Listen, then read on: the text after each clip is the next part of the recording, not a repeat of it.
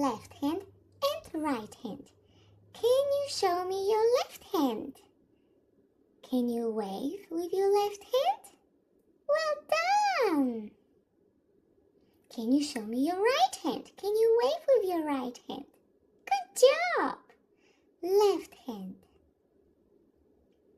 Your left hand is the one that presses on the strings. This hand holds the neck of the guitar.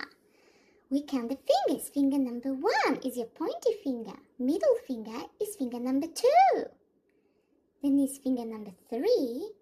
And your pinky, can you show your pinky? Is finger number 4. We do not count the thumb because thumb goes behind the neck of the guitar. Your right hand is for strumming or picking the strings. This hand makes the sound. This is your right hand. You can use the pick like this. Or at the beginning you can use your thumb.